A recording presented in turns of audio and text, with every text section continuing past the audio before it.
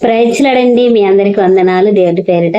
మీరందరూ బాగున్నారు అనుకుంటున్నాను. నేను కూడా చాలా బాగున్నా. దేవుని కృపను బట్టే కదండి మనం బాగుండేది. ఆయన ప్రతిదినం మనల్ని కాపాడుతూ రక్షిస్తూ వస్తున్న ఆ దైవాది దేవునికే కృతజ్ఞత స్థుతులు ప్రతిరోజు మనం చెల్లించాలి. ఆయన ఆరాధించాలి, ఆయన ఘనపరచాలి. ఆయన ఎంత స్తుతించినా కూడా తక్కువేనండి. కనుక దేవుడి నామాన్ని బట్టి మీ అందరికీ వందనాలు. మరి ఈ రోజు మన బైబిల్లో అన్నాని గురించి మనం విన్నాం కదండి. అన్నా స్త్రీ ఎలాగైతే తనకి సంతానం లేనప్పుడు గర్భఫలం ఎప్పుడు తన సమిత అయిన పెనేనా మరి పిల్లలకి అన్నప్పుడు ఆమె దృష్టికి ఎగతాళిగా ఎలా అనిపించిందండి. అన్నాని ఎంత ఎగతాళి చేస్తూ పిలగాలు అంటే ఆమె గొడ్రాలు అయిందనే కదండి. ఎగతాళి అలాంటి మరి రోజు పిల్లలు లేని వాళ్ళని అడిగితే తెలుస్తుందండి ఆ బాధ అనేది ఏంటనేది. వారు పడ్డ కష్టం ఏంటంటే సమాజంలో వారికి ఇలువ ఉండదు. ఇంట్లో ఉన్న వాళ్ళకు తోటికోడళ్ళు ఉంటారండి. ఆ తోటికోడల పిల్లలు ఉండి వీళ్ళకి పిల్లలు లేకపోతే పడే బాధలు వాళ్ళకి తెలుసు కానీ మనకి ఏం తెలియదు. కానీ మరి ఆ స్థితిలో ఉన్న అన్న ఒక రోజు మరి ఒక ప్రార్థనకి వెళ్ళారు. అంటే దేవుడికి దేవాలయం దగ్గరికి ప్రతి సంవత్సరం వెళ్తారు కదండి. పర్ణశాల పండగలు ఉంటాయి కదా.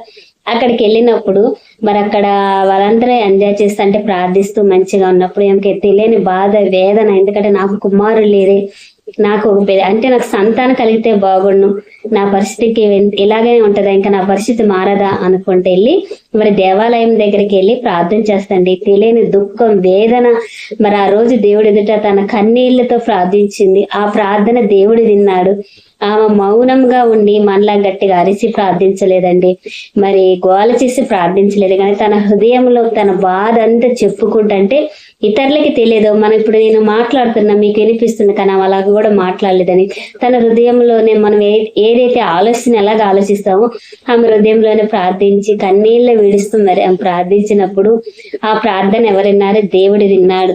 అక్కడ ఉన్న ఒక దైవచేనుడేని ఎందుకు నువ్వు మత్తురాలై ఉన్నావా, పగులే నువ్వు తాగావా అని మరి ఒక అన్నానన్నప్పుడు దైవజనుడని అలా మాట అనవద్దు, నేను తాగలేదు, నా బాధ వేదన నా దేవుడికి చెప్పుకుంటున్నా అని తన పరిస్థితి చెప్పినప్పుడు దైవజనుడు అంటాడు కదా, నువ్వు చేసిన ప్రార్థన కంపల్సరీ దేవుడు నీ జీవితంలో గొప్ప కార్యం చేస్తాడని. అన్న ప్రకారమే దేవుడు ఆ రోజు చేసిన ఆ క్షణం చేసిన ప్రార్థన దేవుడు విని మరి ఒక ప్రవక్త లాంటి సమయాలని తన అన్నకి ఇచ్చాడు దేవుడు. కనుక ప్రార్థన ఎప్పుడు వృధా కాదండి. మనం అనుకుంటాం ప్రార్థన చేసి దేవుడు విన్నాడా లేదా, ఇది జరుగుతుందా జరగదా అని అవిశ్వాసంతో మనం ఎప్పుడు అనకూడదండి. మనం ప్రార్థించి ప్రభు విన్నాడు అన్నది కంపల్సరీగా మనకి హృదయంలో రావాలి. అన్న చేసిన ప్రార్థన ఒక్క ప్రార్థన తన జీవితాన్ని మార్చి తన పిల్లల్ని నన్ను జీవితాన్ని మార్చింది. మరి అన్ని సంవత్సరాలు ప్రార్థించలేదా, ప్రార్థించింది. కానీ ఆ రోజు ప్రార్థన ప్రత్యేకమైన ప్రార్థన, తన జీవితాన్ని మార్చిన ప్రార్థన. కనుక ప్రార్థన మనం చేస్తే పట్టుదలతో మన మీద నడితే కంపల్సరీగా దేవుడు మన జీవితంలో గొప్ప కార్యం చేస్తాడు. కనుక మీకు అలాంటి సమస్య ఉన్న అలాంటి వేదన ఉన్న దేవుడు మీ జీవితంలో కూడా గొప్ప కార్యం చేస్తాడండి. బాధపడకండి. ఈ రోజు ఎంతో మంది సంతానం లేక మరి సంఘాల్లో ఉన్నారండి, ఒక సమాజంలో ఉన్నారు. ఎంతో మంది అండి పిల్లలు లేని వారు పడుతున్న వేద బాధ మరి వారికే తెలుసు, మరి దేవుడికి తెలుసు. కనుక దేవుడి పట్ల విశ్వాసం ఉంచండి. దేవుడు కంపల్సరీ మీ జీవితంలో గొప్ప కార్యం చేస్తాడు. అన్నాక చేసిన దేవుడు మీకు కూడా చేస్తాడు. గనక మీరు ఏ విషయంలో మరి తొందరపడకండి, బాధపడకండి, నాకు జరగలేదు ఈ కార్యం అని మీరు అనుకోకండి. దేవుడు కంపల్సరీ చేస్తాడు. కానీ విశ్వాసంతో ప్రార్థించండి, దేవుడు ఇస్తాడన్న విశ్వాసం. ఒకవేళ దేవుడు మరి ఎందుకు లేట్ చేస్తుంది మన జీవితాలు అంటే దాని పట్ల ఏదో గొప్ప కార్యం ఉంటది. మరి అన్నాకి ఎందుకు దేవుడు అన్ని సంవత్సరాలు మరి గ్యాప్ పెట్టారు దేవుడు, మరి తన గర్భాలుండి ఒక ప్రవక్త రావాలని. అంటే ఒక దేవుడికి ఒక ప్రణాళిక ఉంటుందండి. మనం అంటాడు కదా మన సామెత గ్రంథములలో సల్మాన్ రాజు అంటాడు కదా, ప్రతి దానికి సమయం కలదని. కనుక ప్రతి దానికి సమయం ఉంటదండి. దేవుడు మనకి ఇచ్చేదానికి సమయం ఉంటది. కనుక ఆ రోజు ఆ సమయం వచ్చింది, సమయాలు వచ్చే సమయం వచ్చింది. కనుక దేవుడు ఆ రోజు ఆ ప్రార్థన విని సమయాలు ఇచ్చింది. కనుక మీ జీవితంలో మీరు చేసే ప్రార్థన ఎప్పుడు వ్యర్థం కాదండి. ఒకరోజు అది కార్యం జరిగింది, అది ఎప్పుడో ఎలా మనకి తెలియదు. అది దేవుడి శిస్తలో మన జగతి పునాది వేయక ముందే దేవుడు మనల్ని నిర్ణయించాడు. ఈ భూమి మీద ఎప్పుడు రావాలి, మనం ఎప్పుడు పుట్టాలి, ఎక్కడ ఉండాలి, మనం ఏం చేయాలని అన్ని ప్రణాళిక ఆయన దగ్గర ఉన్నాయి. కనుక మన కడుపులో పుట్టబోయే ప్రతి బిడ్డకు కూడా అలాంటి ప్రణాళికలే ఉన్నాయి. గనక మీరు భయపడకండి, బాధపడకండి. నిందలు అవమానాలు వస్తాయండి, రాకుంటుండవు. ఎందుకంటే క్రైస్తవులు అంటేనే మరీ నిందలేస్తారు. మీ దేవుడు చేయలేడా, అదే ఎన్నో వేస్తారండి. అయినా పర్వాలేదు, ఓపిక పట్టండి.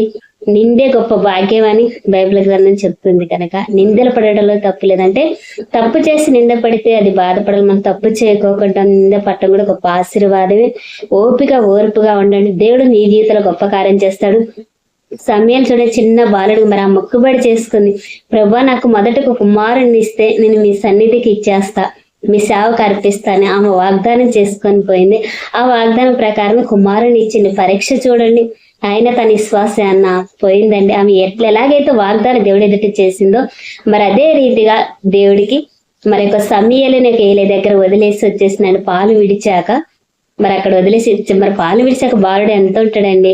మా అంటే 1-2 సంవత్సరాలకి ఒక్కొక్కళ్ళు, లేదా 3 సంవత్సరాలకి చిన్న బాబు. మరి తల్లి నుండి పోవాలంటే ఎంత కష్టం, కానీ తల్లి కూడా వదిలేయాలన్నా ఎంత కష్టం. తన ప్రేమ అసలు లేక పుట్టిన కుమారుడు అయినా దేవుడు ఎదుట వాగ్దానం చేసింది. ఆ మాట తప్పలేదు, దేవుడు మాట తప్పలేదు. కనుక దేవుడికి ఏదైతే మాట ఇచ్చింది దేవుడి సన్నిధిలోక అదే మాట మరి దైవజనుడి దగ్గర తన కుమారుని వదిలేసి వచ్చినప్పుడు దేవుడు ఎవరితో మాట్లాడిందండి? ఏలియాతో కూడా మాట్లాడలే, కానీ సమయలతో మాట్లాడింది దేవుడు. చిన్న బాలుడైనా తనతో మాట్లాడంటే తల్లిలో నుండి వచ్చిన భక్తి తన కుమారుడికి వచ్చిందండి. దేవుడిచ్చింది అలా ఉంటుంది. శ్రేష్టమైనది ఇస్తాడు మనకి, ఏది ఇచ్చినా. మన అలాంటి వారితో మనకి పేరు వస్తుంది, పలానా అబ్బాయి పలానా అని. కనుక ఆ సమయాల ద్వారా మరి అన్నకి ఎంత విలువ వచ్చిందో చూడండి. మరి అలాగే మన జీవితంలో కూడా దేవుడు గొప్ప కార్యం చేస్తాడు. బాధపడకండి. ఒక లేట్ అవుతుందని మీరు బాధపడితే లేట్ అయినా పర్వాలేదు, దేవుడు మీ పట్ల గొప్ప కార్యం చేస్తాడు. కనుక దేవుడు మీ పట్ల గొప్ప కార్యం చేస్తాడు. మీరు భయపడకండి.